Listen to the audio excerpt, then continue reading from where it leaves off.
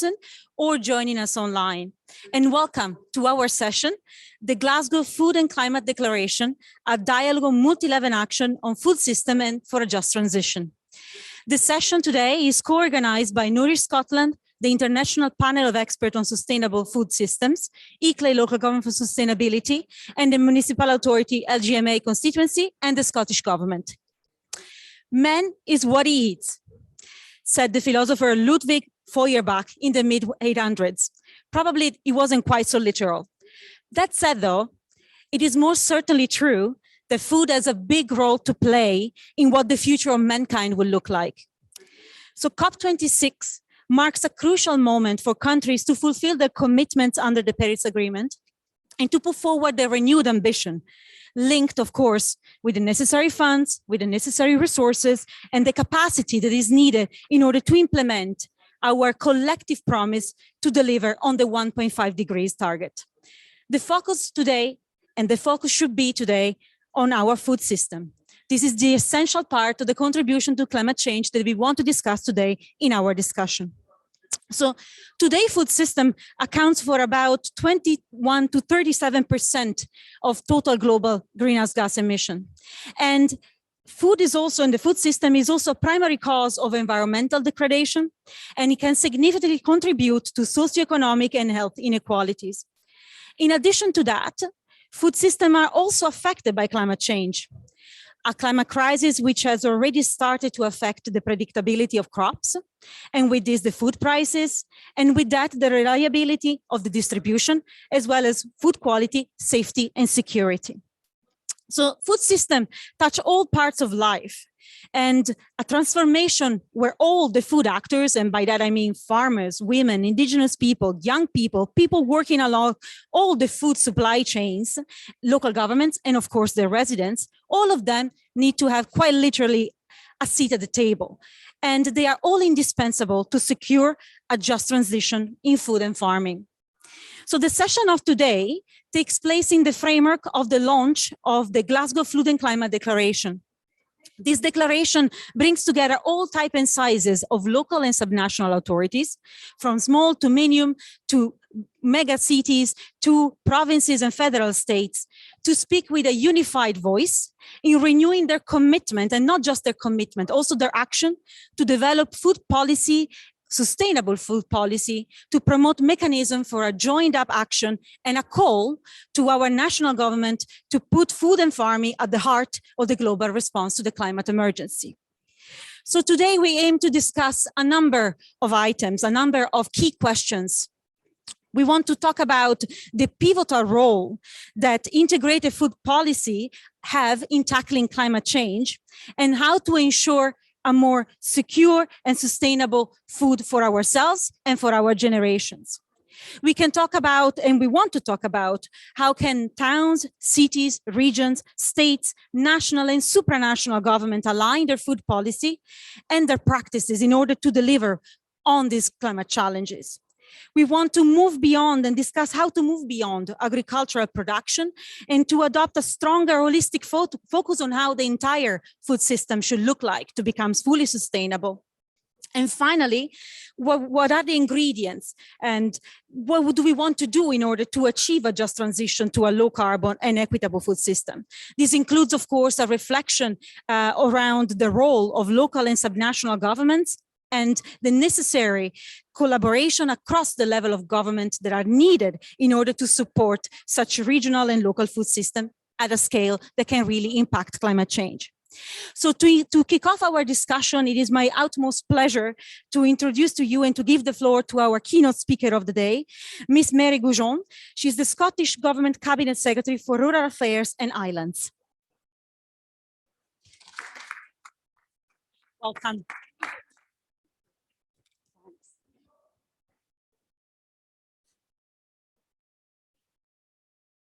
Good afternoon, everyone, and thank you very much for that introduction to this afternoon's dialogue on designing and delivering food systems for a just transition. It really is my pleasure to be with you all today and to open what I think will be a very insightful and energising discussion about the absolutely vital and pivotal role that food systems play in our collective response to the climate crisis. Now, the focus of today's panel will be the Glasgow Declaration on Food and Climate. And I think that the multi-level action pavilion feels like the perfect place to be having this conversation, because multi-level action has been baked into the Glasgow Declaration from its very inception. And I think while the eyes of the world are quite rightly on the key negotiations between large nations, we in this room know that it's equally important that governments at all levels mobilise to take action. That is exactly what the Glasgow Declaration empowers us to do. The Declaration unites signatories around a pledge to accelerate the development of integrated food policies. And it also issues a call to action for national and supranational authorities who hold many of the key levers to ensure that food policy is aligned with credible action on climate change. Now, I'm really proud that the Declaration not only bears this incredible city, which I hope has made you feel really welcome over the course of this past few days, but also that the Scottish Government was the first national government to sign this key pledge. Now, as was noted at the launch event nearly a year ago now, we're really keen that this declaration captures the imagination and support of other national, regional and state governments. It highlights the importance of collaborative working and the vital role of government at all levels in translating global and national strategies into real, tangible actions. And I'm really pleased to note that the Glasgow Declaration now has signatories from cities and regions from all across the world.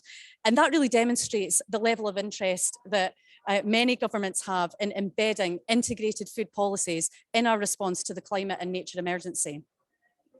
Now, COP26 has brought us all here today in pursuit of a common goal, and that's securing credible commitments to emissions reductions that are capable of limiting global warming to 1.5 degrees.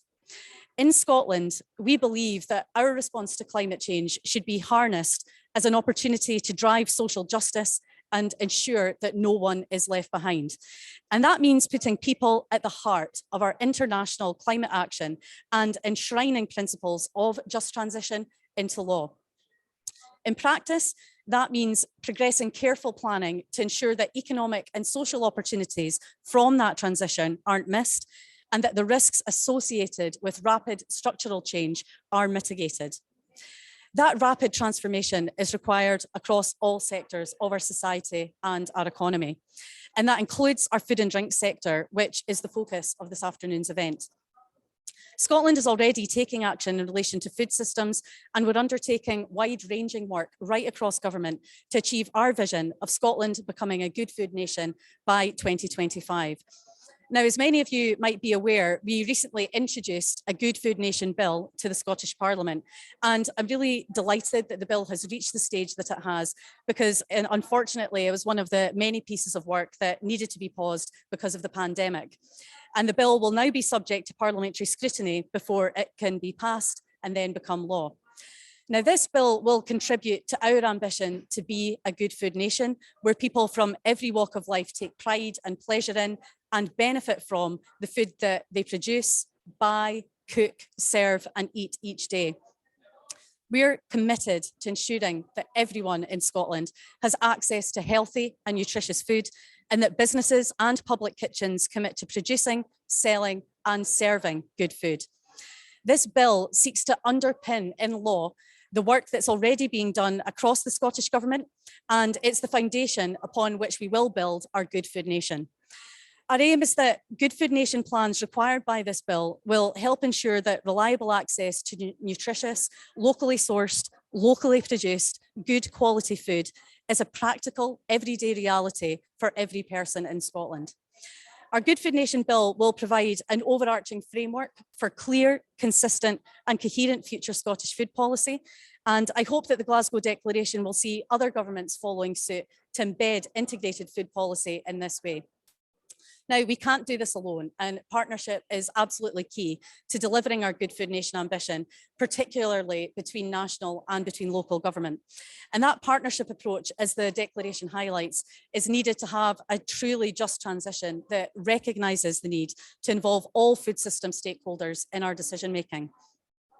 But of course, food isn't just something that exists in an abstract, and nobody knows the significance of fair access to food like those who experience its scarcity.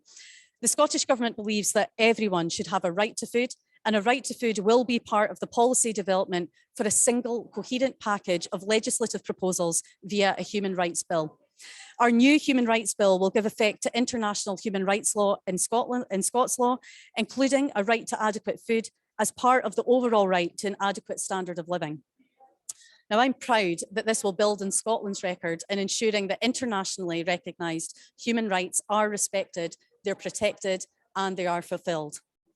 The support received to date by the Glasgow Food and Climate Declaration and the actions taken by partners across the globe in working to transform food systems really demonstrates the value of an approach to food that's grounded in local knowledge and in action.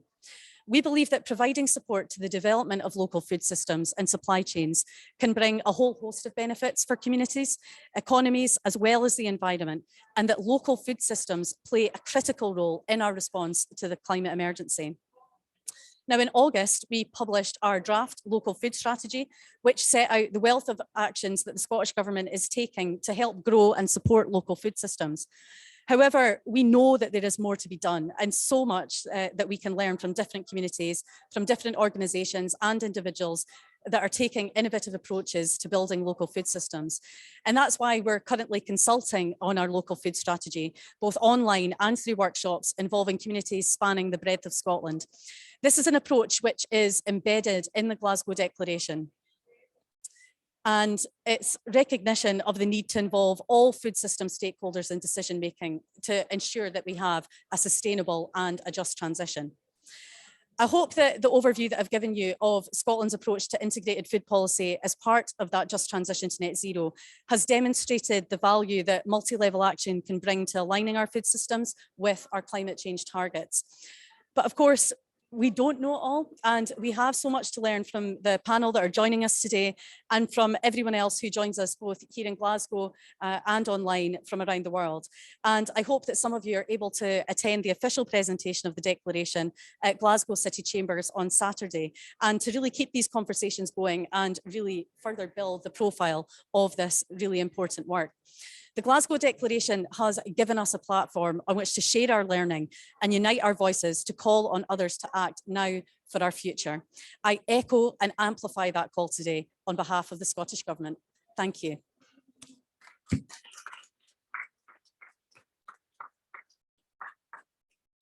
Thanks very much.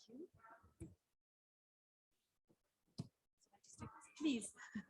We are delighted to have you, of course, and thank you very much for your remarks, but also for both to the Scottish Government and for the City of Glasgow for the warm welcome that we received as delegates, and also, of course, in this pavilion. So absolutely a big thank you for that, and also for discussing already, bringing about how important it is to bring together all these different sectors of society, all this different level of government, in order to really deliver on the rapid transformation that we need. And just this joint effort and the challenge that we have ahead certainly requires all hands on deck.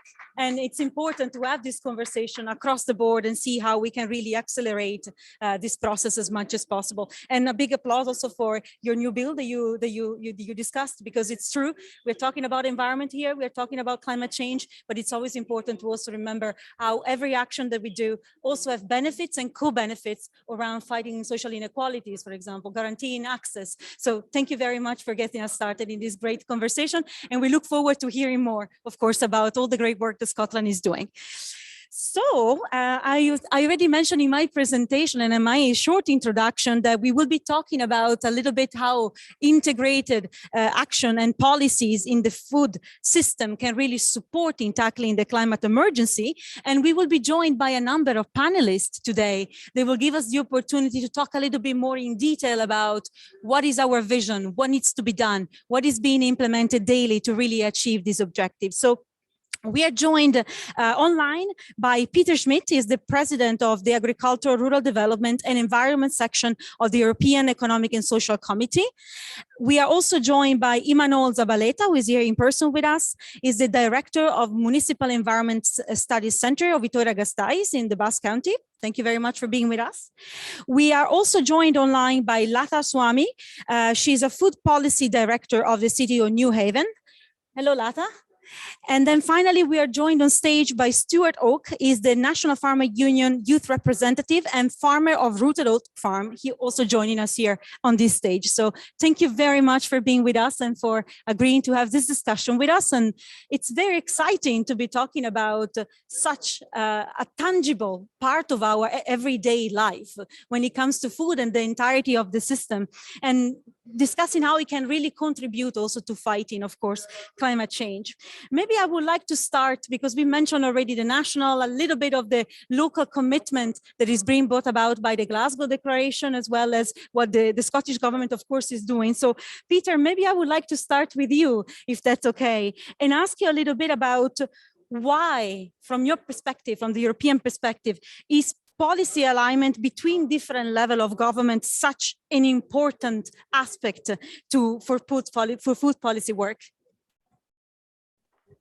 Yeah, thank you very much at first for the invitation. Give me the opportunity to talk about, as we say, comprehensive food policy.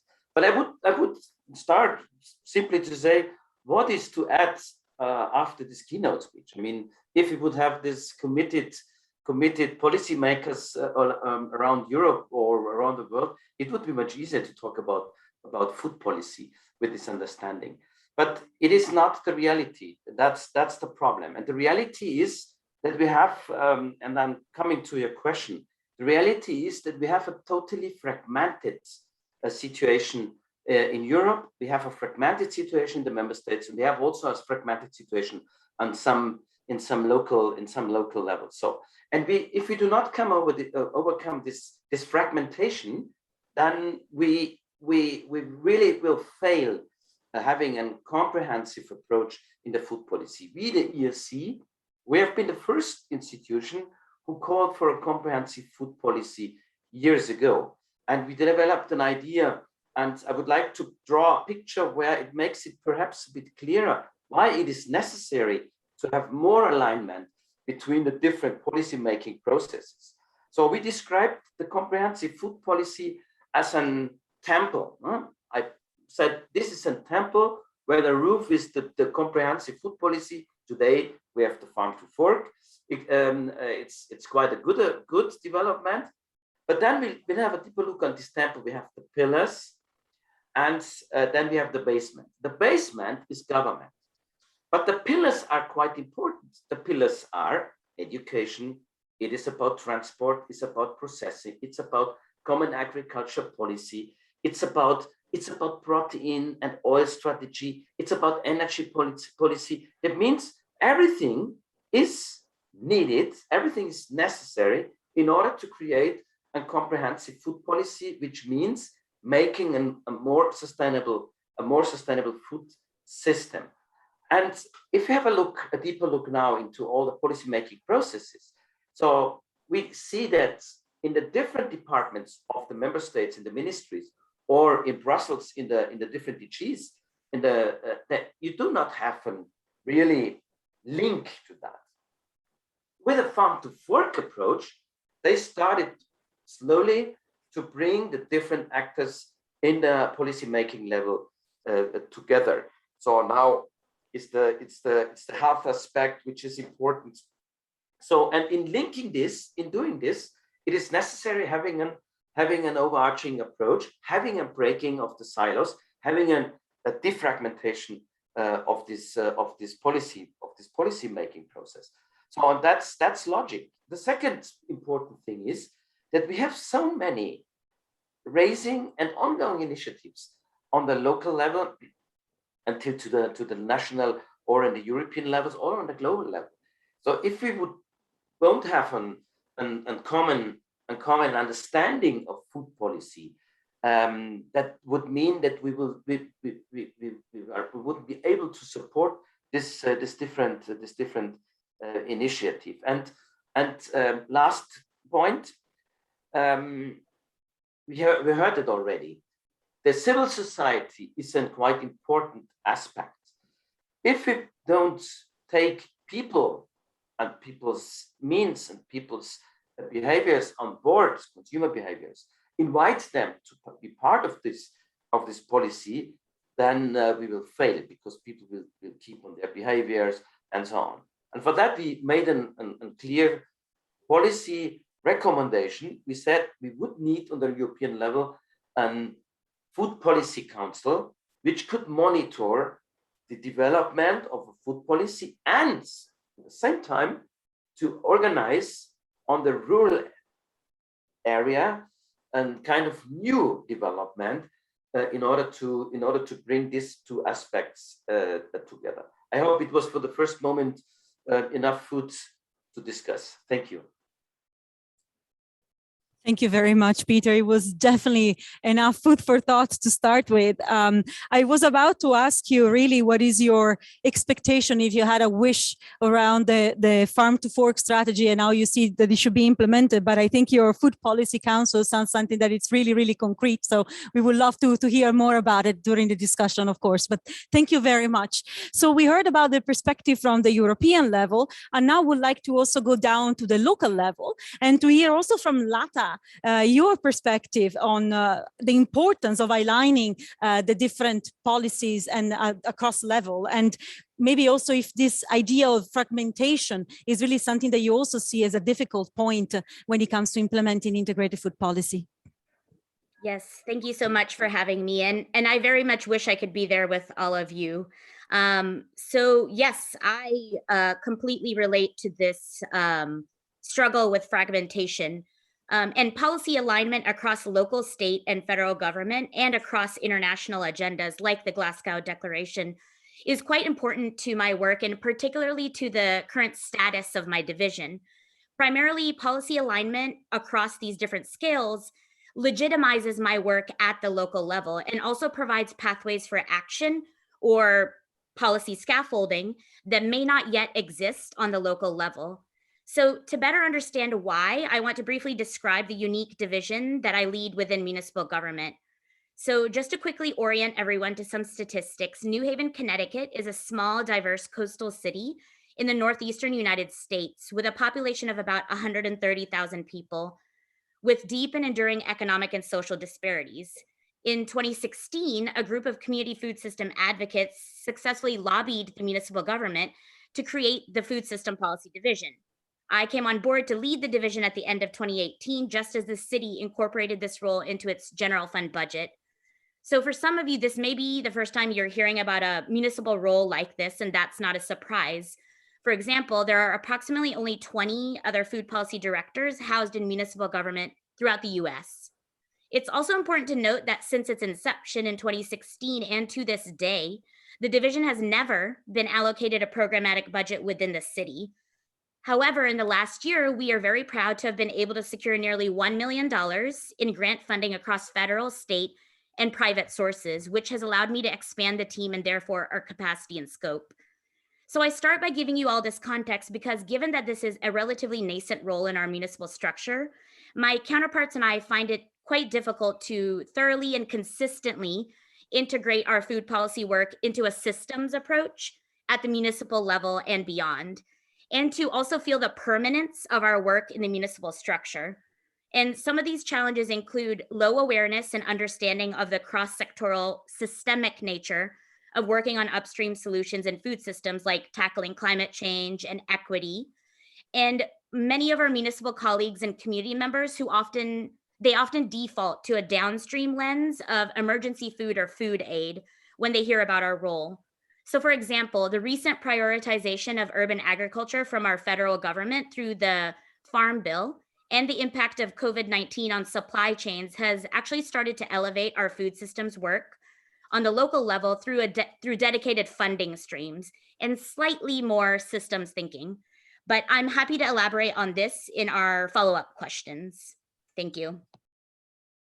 Thank you very much, Lata, for sharing your experience and what you have been going through. I think once again, it's interesting to see how many of our local governments are acting as true innovator and testing new solutions. And you were talking about this new role that you've been developing together with a few other cities and really testing out also the willingness of your colleagues to learn more about these integrated approaches. So this is extremely interesting. And I wonder whether coming back now to Europe, this is also a bit of a challenge for Vittoria. So can I ask you a little bit, Emmanuel, what is your perspective around these challenges and the role of aligning across?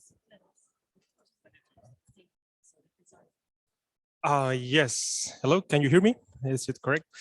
Well, first, thanks for the opportunity to be here. It's a pleasure to share the experiences that we are doing from another European, in this case, city. And a few words on our policy work, also a little bit of a background of where I'm coming from. I'm directing a municipal government agency, which acts a little bit like an environmental think tank for a particular city. Our mission is to always bring academia and implementation, the implementation that occurs within the city, together, right? So we are kind of this environmental think tank that collaborates with universities, consultancies, etc., to bring new ideas into the DNA of our city. We only work on environmental strategic lines, and one of them is food systems. Vitoria-Gasteiz, the city where I live and where I work, has around 250,000 inhabitants. It's the capital of the Basque country in northern Spain, and it's been several times internationally acknowledged and renowned for its environmental trajectory. We were in 2012 the Green Capital of Europe. In 2019, we were awarded by the Green, how is this called? The Green Global City Award by UN Habitat, and several other prizes that we've earned in the last decades. When it comes to food systems, I like to highlight that the food systems initiative started as a bottom-up approach, right? It was a social movement that demanded some sort of action plan, some sort of strategy for the city, and this occurred already back in 2004. And during the last 2 decades, this has been leveraged and elevated to the municipal government, and it was then the municipal government who steered a little bit this action plan. We went through a lot of participatory processes with all stakeholders in the city. We signed the Milan Urban Food Policy Pact, and recently also the Glasgow Declaration. Our major will be present on Saturday here in the official event, and always with the goal of bringing together local production and consumption. Now, how do our alignment of the institutions help us working out this? I can only echo with Peter Schmidt already said, and also our colleague from New Haven. We have a very fragmented situation as well, right?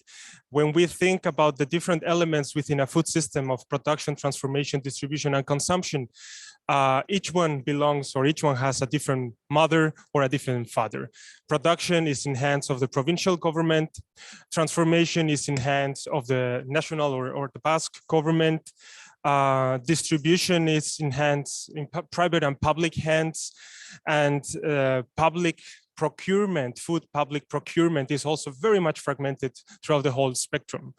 So as a city, as a municipality, when we try to push different projects linked to food systems, we find that we need to talk with so many, we first need to knock on so many doors and ask for the permits, ask for the licenses. If we want to try out a different production system, we need to get the okay of the provincial government, the Basque government, the hygiene requirements. Well, it's quite a mess.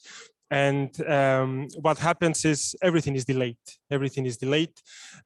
Strategies are very different. Not everybody at the moment is in this short circuit based approach. So it takes time. It takes time. So at the end of the day, as a city, we struggle, right? When we need to come up and align all the different strategies, times, priorities of the ones who are above us.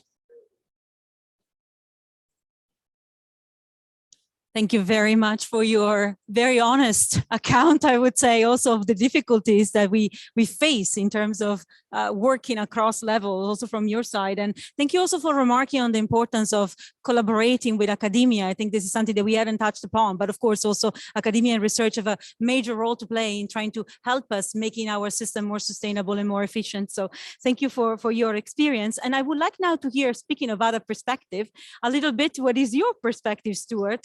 You, of course, are one of the stakeholders that should be around the table, literally, that we talked about earlier.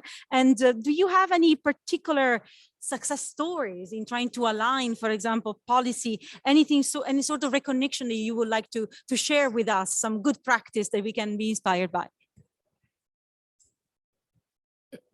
Yeah, thank you for the question. First, let me say how exciting it is for me to be here talking about policy, which when I'm not farming is pretty much all I end up talking about.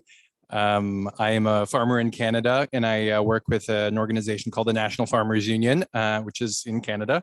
And we're a grassroots farmer-led organization that grounds our work in a lot of the same policies that are at the heart of this Glasgow declaration, the right to food, the right for people to decide how their food is produced, even the right to culturally appropriate food, and terms that we sort of wrap up into food sovereignty. And it's that idea is really at the heart of a lot of the organizing work that we've done for the last 50 years in the National Farmers Union. And in particular, recently, as it's come to the climate, what we've seen work in Canada is much different realities from the west to the east coast. Canada is a big place, and so finding any kind of alignment is often quite difficult. And then to add consumers and academics into the pile makes it twice as difficult as it already is. So what we were able to do most recently is the National Farmers Union helped found an organization called Farmers for Climate Solutions, which was a pan-Canadian farmer organization which worked with all levels of government to develop a climate strategy, which the government just funded to the tune of $200 million over the next 2 years to directly invest in our agricultural system, to incentivize practices to farmers to adopt on their farms, which would have tangible benefits within the climate crisis. And so adopting these practices and try to cut out the middlemen and really help put money into the hands of the people who need them and who can make the most direct influence on the ground, i.e. farmers. So it's the program is still rolling out, and making sure that money gets in the hands of farmers is another level of oversight that needs to happen. But I think the way that this pan-Canadian coalition came together and then utilized academia to help support what we heard directly from our consultations with farmers from across the country, we were able to build something that actually was meaningful and resonated with farmers across the country, and was grounded in the idea that everybody has a right to food and how that food is produced. So we're excited about that and continuing to keep a watch over how that money moves out. Thank you very much. I have the feeling that now more than ever, when we say that we are facing an extraordinary challenge, we definitely have to start looking for exceptional, innovative solutions. So it's great to hear that some of them can actually be implemented on the ground. But before I ask a question, if possible, to Ms. Goujon, I would like to invite all of the panelists all of the participants online to post their questions in chat, and also everyone in the audience here start already pinning down some of the questions that you have. We will have a little bit of time towards the end of our session also for you to interact with us and to participate into the conversation. But my question, Ms. Goujon, will be now, we've heard about what's happening at the European level and the perspective. We heard about the difficulties at the local level. We heard about different stakeholders. You have been achieving impressive steps in this process. What would you recommend? What would you suggest? What would you tell other national policymakers, even other national government potentially? What would you recommend them to do to start with this process? Because sometimes it just takes a step, no, to get the ball rolling. Thank you very much for that. But I would say as well that we absolutely recognise we haven't got this right. And I think that, you know, it's not for me to tell other countries what to do, because I think it's just as important for us to learn from everyone else and to hear about what's happening elsewhere. Because when you look at us as a nation, I mean, we have quite a lot of health issues in terms of obesity. We have some of the worst rates of that. So we have some huge challenges here that we need to tackle. But I do think that central to all of that is food and what we do with our food policy. And again, I talked about the consultation that we're doing on our local food strategy, because we have lots of different initiatives, but we need to be able to pull that together to see what works and develop a local food strategy that works. Because I think, you know, listening to the other speakers has been really interesting too. And I think it might have been Peter, first of all, who talked about, you know, the fragility of our supply chains. I think all of us will have seen that over the course of the last 18 months. And that's why I think the piece of legislation that we've introduced in Scotland now, and that hopefully will be passed by the Scottish Parliament, is so pivotal. It's about linking up all of these initiatives, making sure that, well, we do, I believe, produce some of the best produce and food anywhere in the world. Is it accessible to everyone? We have very high rates of, you know, people living in who are food poverty, food insecurity. And this is something that cuts across all different areas of government, as it does right across all areas of society. And that's why we've also established a ministerial working group on food, which includes my colleagues from health, from social justice, to make sure that we're working across government, that this feeds into every policy area that we're looking at, and to fundamentally make sure that we get this right. And I think what's key to all of this is, I think you might have talked about building this from the ground up. It's involving people, making sure that we're taking people along with us. So I think that we've still got a long way to go, but hopefully we're taking steps in the right direction. Well, thank you very much. I think it absolutely makes a lot of sense. And I appreciate also the fact that bringing people together and trying to raise this awareness that when we talk about food, we are not just talking about production. We are talking about also our lifestyle, our health, our security, our access to what we need to function and to live comfortably and sustainably in our society. This is exceptionally important, really, to also raise awareness on the importance of this type of policies. And maybe I will go back to Lata, because I think, Lata, you mentioned these points before, and maybe ask you also if you have any best practice, any successful example of how you managed to align these different policies and implementing them on the ground in New Haven. Yes, thank you. So I know I briefly alluded to a piece of federal legislation in the US, which is called the Farm Bill, or Agricultural Improvement Act of 2018. And this actually created the new Office of Urban Agriculture and Innovative Production as part of its $867 billion legislative package at the US Department of Agriculture. And I'm mentioning this because we were actually quite successful in securing some funding from this new office. So this new office aims to encourage and promote urban, indoor, and other emerging agricultural production. And with this particular focus on urban ag, my division finally had an opportunity to tap into funding from the federal government that prioritizes urban areas and food production and procurement rather than just food provision and food aid. And if you recall, though we are a division of the municipal government, we've actually never been allocated any budget. So other than my labor, we really had no resources to even work on, effectively and efficiently implementing policies. So as a small urban municipality in a region of the country that is not typically recognized for its agriculture, we're very proud to have secured over $500,000 from this new office's competitive grants program. And out of 600 applications, we were only one of 3 from across the country and the only local government to receive their urban agriculture planning grant, as well as some funding for community composting efforts. And this first ever funding and recognition in turn has actually motivated members of Congress representing our state and our state Department of Agriculture to pay more attention to and support upstream food system efforts in urban and peri-urban municipalities throughout Connecticut. So I would say even in this past year, the federal funding has really unlocked our ability to do this work. Specifically, we're developing New Haven's first urban agriculture master plan. We were also very transparent and upfront in our grant application about our goals to support and develop anti-racist policies and also protect against displacement and of disinvested communities while moving towards a more authentic community land ownership model. And honestly, we already believed we had a thoughtful and strong proposal, but we were actually quite surprised that the federal government chose to fund a more progressive and explicit proposal like ours, which aims to counteract these racist food farming and land use policies, many of which were historically perpetrated by the federal government. So to us, at least initially, this signals to us that perhaps there are some values realignment happening at the federal level. So this provided some hope, but also a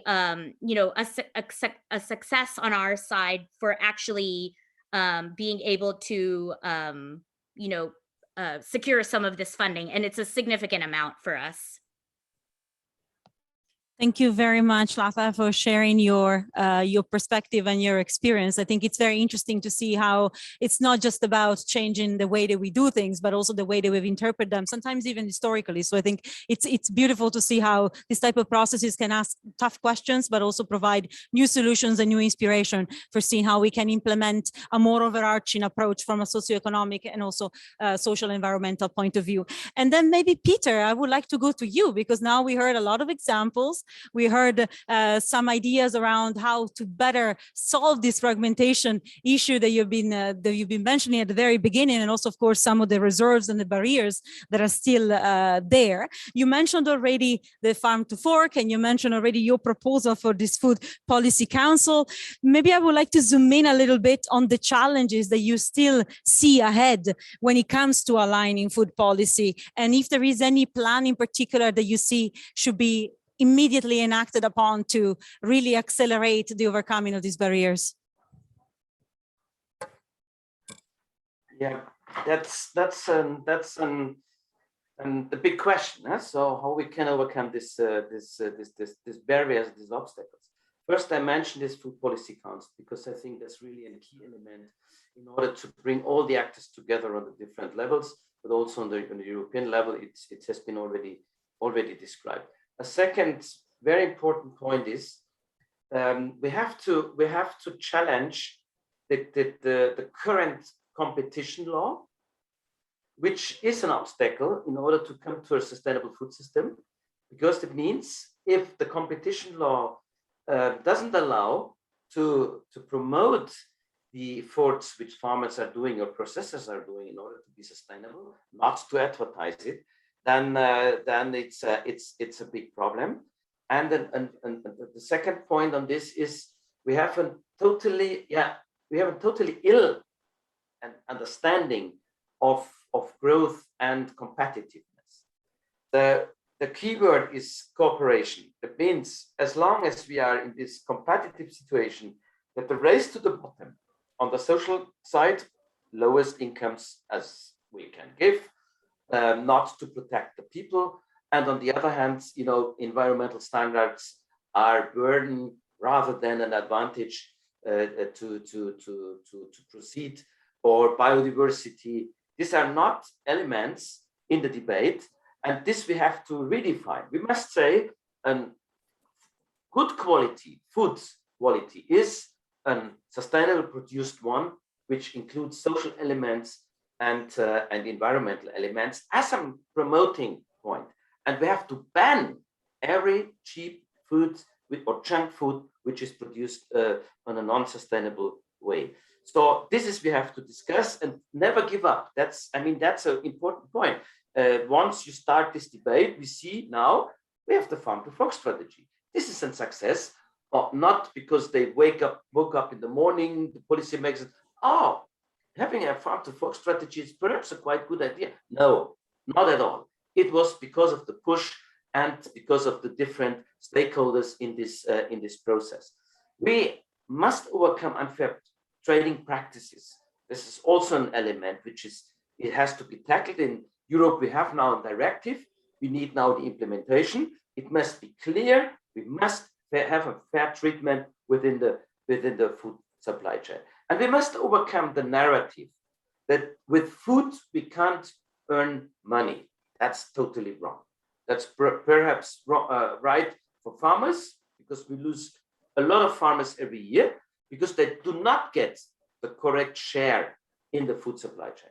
But just to let you know, and some of you might know that, within the food supply chain, the big multinationals have a profit on a turnover of 20%.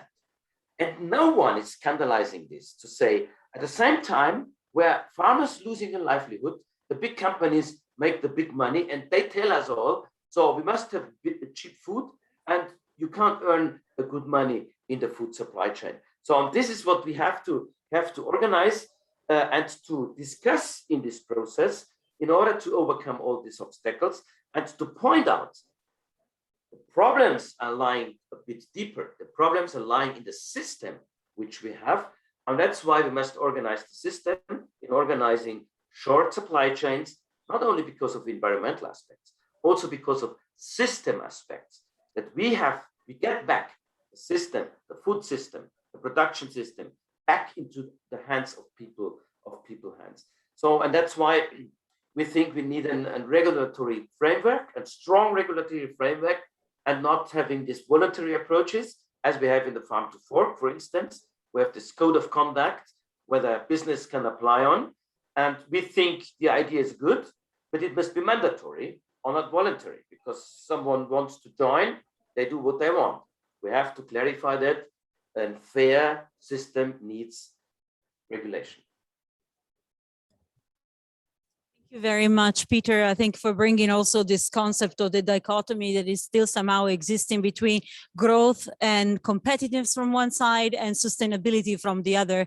This is something that definitely would have to be changed in the way that we approach. And in particular, I think two of the items that you underlined, this idea of having a return on investment, which is not just the financial, the growth part, but return on investment, which is a quality of life for citizens, both from a social and environmental, but also an economic point of view. And then finally, one thing that you haven't mentioned, but I think when we talk about resilience of food system is the cost of inaction, because not changing the way that we are doing things will also cost us money. So it's definitely very important to also keep that into account. But thank you for your thoughts. And I would like to hear from Stuart a little bit, his reaction to what Peter just said. I think the farmers were, very much brought into the discussion, into the comment that Peter made. So your remarks, but also hear a little bit about the next step from your perspective. Thanks. Really excited to have a hot pursuit on Peter there, because I entirely agree with everything he just said. I think one of the main issues in trying to bridge food policy alignments for us has been Peter spoke to it. I think we have a system currently in Canada and perhaps elsewhere as well, from what I'm hearing, which places the focus not on people, but on profit first. And in our, in agriculture in Canada, there's a focus on export first and perhaps as the only objective rather than feeding people. And we really need to create a system which doesn't pit farmers who are being asked to produce food as cheaply as possible and all the downstream negative effects that creates both for farmer revenues, but also for food nutrition, against the very real need to have food be affordable for everybody and to make sure that people have a right to food. And so we have this system which pits one significant group which has noble aims against another. And in the middle, we have large multinational corporations that are extracting wealth from both sides of the equation. And in Canada, 98% of all farm revenues are captured by input suppliers, which leaves 2% left for farmers. So farmers obviously aren't getting rich and can't bear the burden of creating a low-cost food system that subsidizes food for everybody who needs access to it badly, nutritious food. And so we've created this very difficult system. And I think the answer comes right back to what's written into the Glasgow Declaration, which is we need to put food, the right to food first, way before the money comes into the process. And we need to make sure that these processes are people driven. And on the National Food Policy Council, I was involved for years in Canada in establishing a National Food Policy Council, and still think it's a great idea. And our biggest stumbling block now that we have one has been to make sure that that space remains an equitable, representative space, because what we've seen and continue to see is more and more of those same companies that are exploiting everybody else creep into that National Food Policy Council and gain an even stronger arm of power in the decisions for the system. And so I think that's the right direction, but the accountability needs to be there, and we can't screw it up at the end. Got to stick the landing on that one, Peter, but it's definitely the right way to go.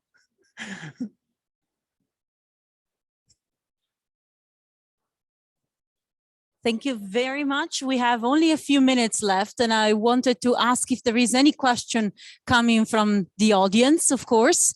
I promised that you would have your chance, so it's now, of course. While you think about your question, maybe I would like to ask Imanol to give us a bit of an idea from your perspective of what kind of support is needed now to continue scaling up food climate policy. We talked about the challenges, we talked about what is being done and some good practices. What next? What do we need to do to scale up next? And Ms. Goujon, I will ask the same question to you right after. Yes, thank you. So I would say, I mean, from a city perspective, there are three things that come to my mind of where we need support and innovation to push change in the system. I'd like to refer to a very interesting study that we are currently conducting in Vitoria-Gasteiz in our city, which we call City Food Flows. We are trying to empirically quantify with primary data the total amount of unprocessed food that the city consumes. And from that total amount, what % is local? We are starting to see the tip of the iceberg. We still don't have the final figure yet, but we have the range where this final figure is going to move, and it's going to be between 1 to 2%. And we are talking of a region which is known for its agriculture, right? I mean, we are an agricultural city, so we are surrounded by fields. So this is something that shocks a little bit, right? We would have such a big potential, but we are only supplying 1 to 2% of the total mass. Where do we need support? Well, we need support first on information.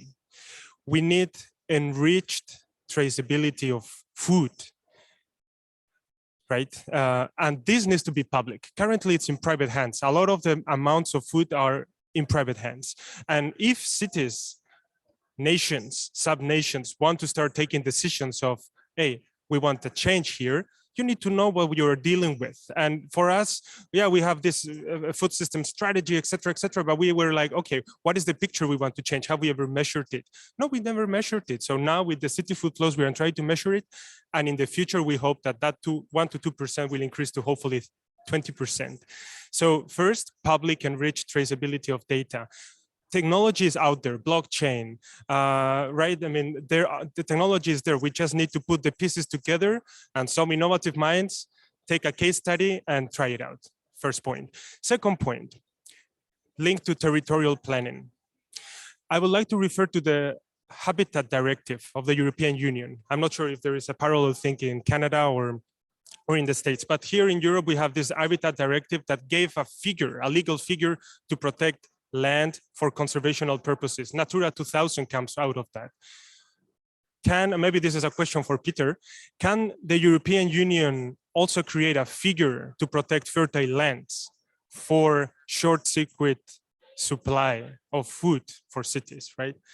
Can such a figure be created? That would be super supportive for cities to start protecting pieces of land and say, okay, farmers that take a piece of land here, they need to commit to supply the city with their production. And the third point, this was also referred by Peter, are the international markets. I mean, the institutional infrastructure that we've created supports food to be a commodity. And we end up with the pictures that we have now. The reason why in our municipality with 12,000 hectares of agricultural land, we barely produce we only produce cereals when we could be producing fruit trees, we could be producing horticulture, we could have horticultural farms. There's only cereals.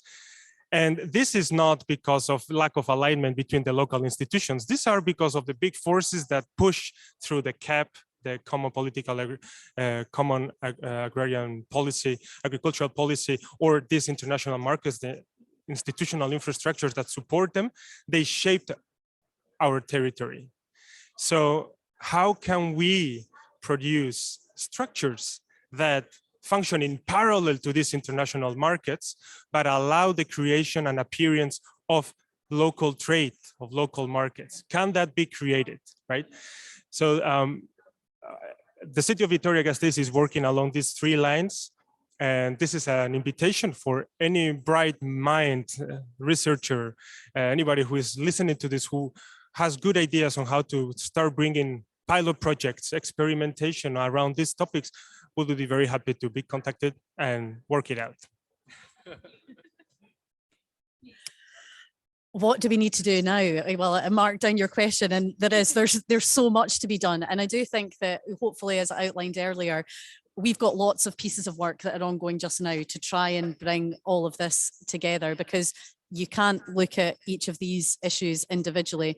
I mean, for example, in Scotland, when it comes to our agricultural policy, we're in the midst of reshaping that right now, obviously not being part of the EU and coming out of CAP.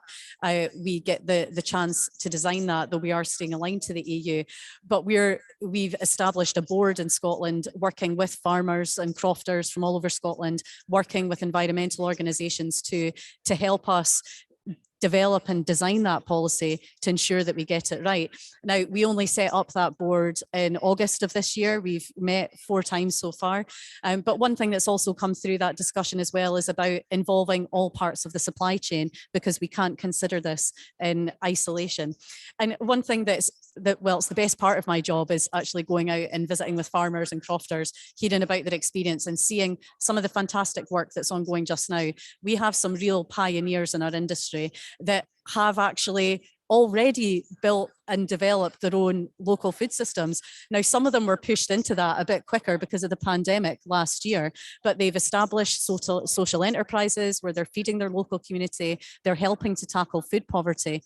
And that's what I hope, that we can capture that experience, look at that and see how we can really scale that up across the country and really build on a lot of the good work that's already being done. But don't get me wrong, there's still a lot to do as well. And I think that, we've got to help a whole industry transition. Some people are further along that journey in terms of tackling climate change and biodiversity loss than others. But we are determined to work with our farmers and right across the supply chain to try and make that a success. Thank you very much. And it's great to hear that we can count on the ingenuity of so many different actors and people, and hopefully we can all go together in the right direction. I understand that there was one question from the floor, please. Great, thank you so much. I need to take my headphones off. So my question that I would love all of the panelists to address is, there seems to be a disconnect right now in terms of links between climate policy and food system policy. And I'm just wondering how we make those links stronger, especially given where we are. And what would you like to see come out of this COP in terms of food systems policy? Thank you. Who would like to? Please. Also online, of course. So one of the things that we are currently revising our climate plan of the city, right? We published the first one already over a decade ago, and now we are revising it and putting more ambitious targets. And as simple as that, we've included food systems in our climate plan, right? We have there some targets that we are in a way coming up with ourselves. And I think that out of COP26, what would be great is to have a set of 10 indicators that cities could measure that can be easily translated into climate impact, but really are drawn from a food systems perspective. That would be very helpful. And then cities could slowly integrate them into their climate plan as well. Thank you. I'm wondering if Peter or Latha also would like to react? Sure, I can go. So yes, happy to answer. Hello, fellow New Havener. So yeah, I think I've actually found it quite challenging to work on issues around climate change policy and integrating them, or just framing them in the broader idea of integrated food system policies. For example, especially working on farmland or agriculturally viable land in an urban municipality like New Haven, a lot of federal and state land acquisition, conservation, and preservation are primarily designed for and promoted in rural areas. So a lot of what I've been trying to work on is local, as you know, there's the Climate Emergency Mobilization Task Force in New Haven, as well as state efforts around like the Governor's Council on Climate Change in Connecticut. So it's been very slow, but working on soil health and other initiatives around farmland preservation and conservation is one route that we're actually trying to take at the moment, but it's been quite difficult to actually bridge that. And though there are no outright restrictions on applying any of those conservation programs to urban municipalities, we're finding that state and federal officials are not really familiar with navigating these, for example, funding sources for that in urban municipalities, or the requirements are quite restrictive to anything that would apply to urban municipality or urban lands. So I think I'd just highlight that it's challenging, and we're still in the very beginning stages of trying to advocate for change on this front in Connecticut anyway. Thank you very much, Latha, for your answer and for your contribution. I'm afraid that we are at time now, unfortunately. And before I give the floor to our concluding keynote, I want to take just a minute to thank very much all the speakers, both online and in person. And in particular, I want to thank Ms. Goujon for staying with us the entire panel. That was unexpected and a wonderful opportunity to also discuss with you. So thank you for being with us. And also thank you to all the participants that have been listening so attentively and contributing to the discussion. So it is now my great pleasure to give the floor to our final speaker, our concluding keynote, Marcela Villarreal. She's the director of FAO Partnership and UN Collaboration Division. Thank you. Thank you very much indeed. Thank you to ICLEI and to the organizers and to all the panelists. This has been actually very, very interesting and thought-provoking. I would like to start off with a reflection on the food system, world food system, which is deeply flawed. It's a food system that at the same time that it produces enough food to feed every single person in the world, it actually also produces hunger in huge amount and actually growing, and a huge increase of hunger numbers last year because of COVID. And it produces at the same time obesity and overweight and other forms of malnutrition. We know that today, while we have almost 800 million people going hungry every day, we have 2 billion people who are overweight, and among those we have 670 million people who are obese. And at the same time that this world food system produces huge and growing amounts of hunger, it also produces huge amounts of waste and losses in food. And we know that these losses in food production and the waste are also major contributors to climate change. If food waste was a country, it would be among the major greenhouse gas emitters in the world. So it's a flawed system that needs to be transformed. It needs to be transformed from different angles, and it needs to be transformed into being a system that will have outcomes of increased sustainability, increased equality, which is of course part of sustainability. When we talk about sustainability, of course, in terms of social sustainability, reductions of inequality, in terms of environmental sustainability, in terms of economic sustainability, of course. But it's a food system that also needs to be transformed in order to be able to have as an outcome increased resilience. Resilience to shocks, as the current shock we are experiencing right now with the epidemic, with the pandemic in all the world. But it's a food system that also needs to be transformed in order to produce healthy diets, because we know today that the diets that we have in front of us, I think Peter referred to that, they're unhealthy mostly, and those that are cheap and the cheapest ones are extremely unhealthy and lead to a lot of obesity. So the system needs to be rethought and reconceptualized around these guiding principles. And in order to be able to transform the food system, we also need to think about what policies need to be there to transform the food system and how they relate. As the question, I thought the question was very good. How do you relate the policies of the food system transformation to those of climate change? Well, they're very, very closely linked, and they should be addressed in a very linked way, because we know that the food system is a major contributor to climate change and the climate crisis. But at the same time, we know that it is climate change that affects mostly the food system, and specifically the small scale producers who are the most exposed around the world. And around the world, the agriculture today is a small scale endeavor. 82% of all farms in the whole world have less than 2 hectares, and 72% have less than 1 hectare. So we're talking about the agriculture system. It's about small scale producers. So we know that the policies of climate change and food systems need to be very, very much thought together because of their interlinked nature.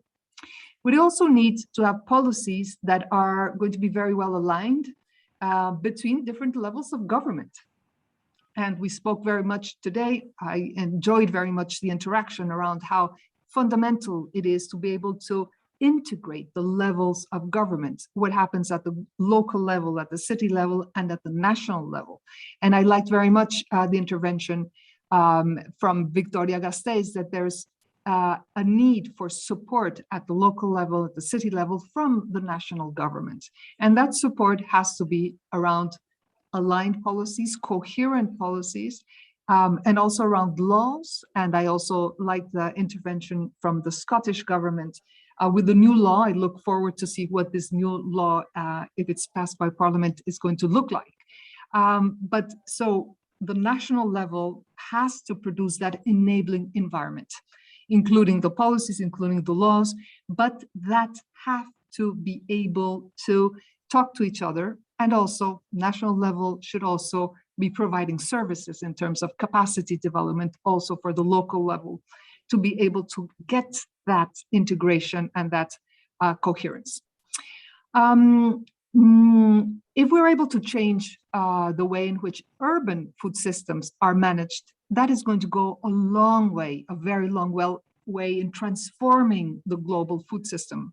Because the food system responds to consumers and consumers' choices. We all have a role there because the food system is going to be oriented in as much as consumers, and many of them, most of them already are in urban areas, choose to buy sustainably produced products, healthier products.